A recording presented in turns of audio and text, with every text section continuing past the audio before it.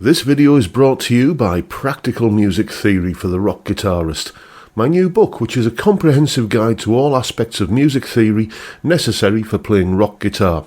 From blues to the cycle of fifths, from understanding and using modes to choosing the right notes for a melodic solo, from pentatonic scales to chord construction and keys.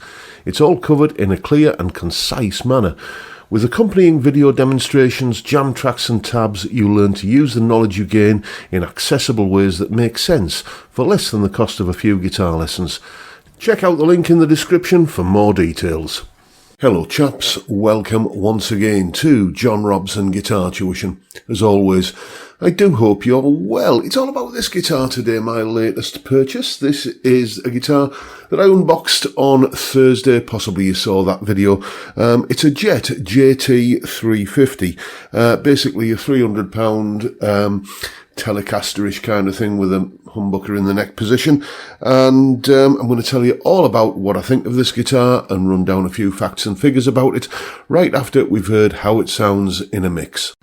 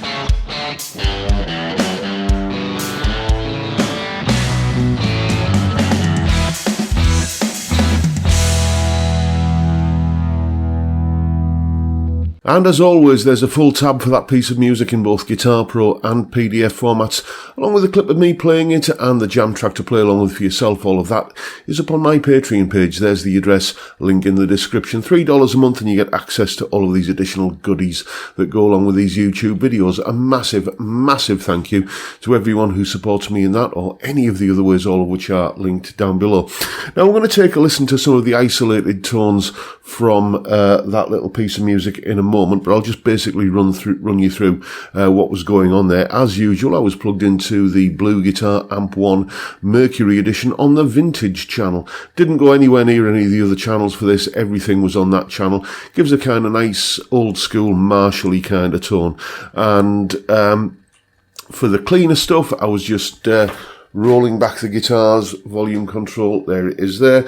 And for the shoutier, more high gain stuff, that was courtesy of the NewX Horseman pedal going into the front end of the amp. So that's what was going on. yeah, let's have a look at some weights and measures for this guitar. Here we go. You can see a weight of 3.65 kilos, nut width of 42.6 millimeters. There's the 1st and 12th fret neck profiles. I'm going to talk about that a little bit more in a second. And the fretboard radius of 9.5 inches.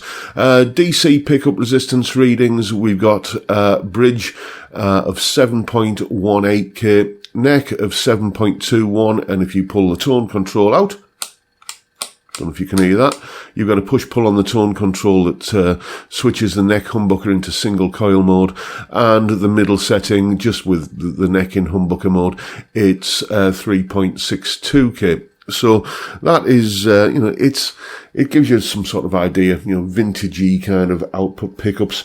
One thing that doesn't come across on those neck profile pictures is the kind of rolled quality of the fretboard edges. Very, very comfortable, very played in feeling. This guitar already feels like an old friend. It's had a little bit of a setup since it arrived on Thursday.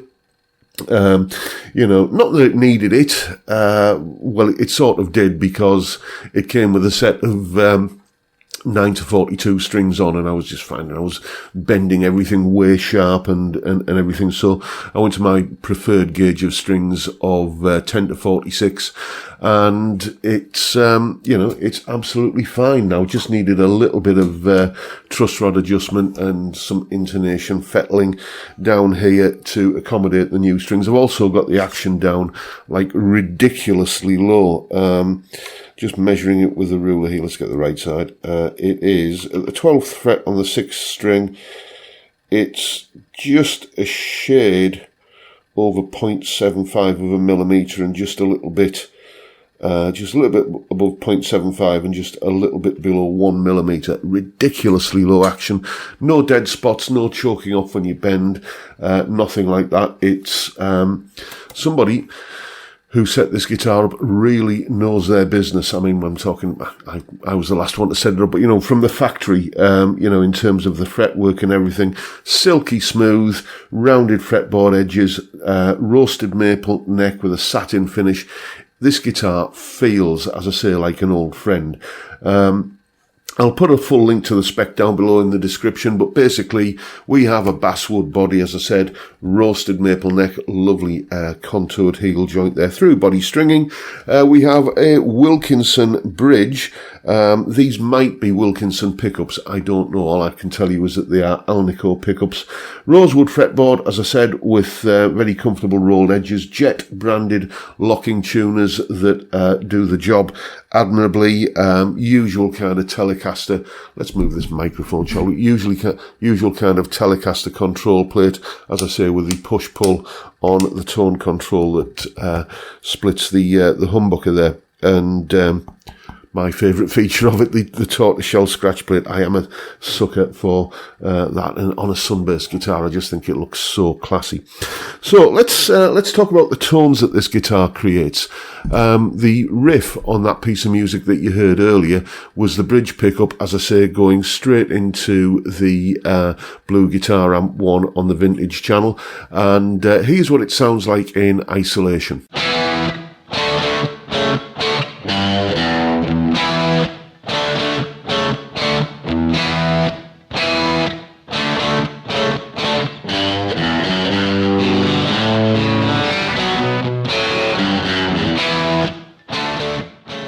Then for the clean, strummy stuff, same settings on the amp. I just had the guitar's volume rolled kind of quite a way back to clean it up. It's another thing that I like about this guitar. I haven't had a look under the control plate yet, but wouldn't surprise me if there's a treble bleed in there, because when you turn the volume control down, it doesn't all turn to mud. So for the clean, strummy kind of arpeggiated chordy bits, I was using middle position. Neck was in humbucker mode. Volume control rolled way back, and I added a little bit of tape echo style delay and chorus, and it sounds like this.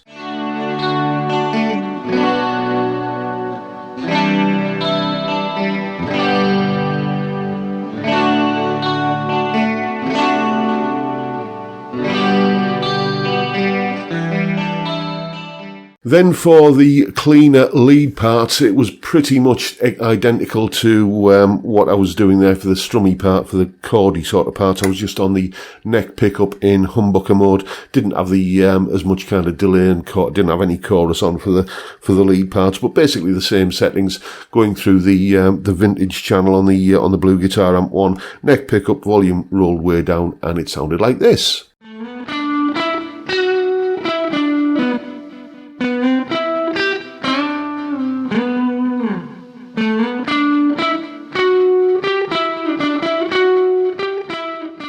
Then for the final solo, I started off on the neck humbucker for that sort of legato-y kind of run that came in. Do like a sort of a neck humbucker with playing that kind of thing. It always sounds so kind of slippery and lovely. So yeah, and again, it was basically the same channel on the amp with the new Ex-Horseman pedal going into the front end of it, and a little bit of delay and reverb, and it sounded like this.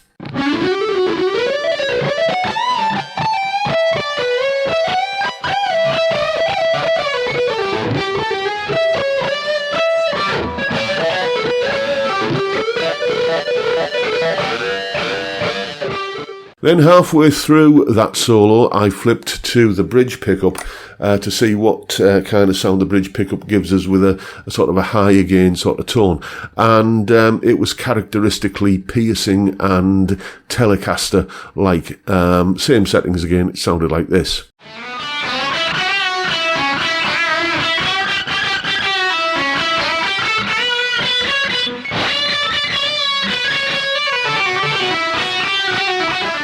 But if that's a little bit too kind of top-endy and a little bit too bright for you, and I can understand for a lot of people it might be, it was kind of borderline for me, but there is a way that you can rescue it and make it sound much fatter, basically, and that's courtesy of this.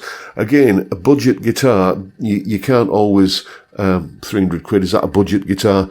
A sub £500 guitar, let's say. You can't always bank on the fact that the controls are going to function particularly well. But the other solo, the solo in the middle, I was on the bridge pickup throughout with the guitar's tone control backed off, and it sounded kind of, I'm thinking it sounded a little bit more old school PAF humbucker like with that tone control backed off. Here it is in isolation.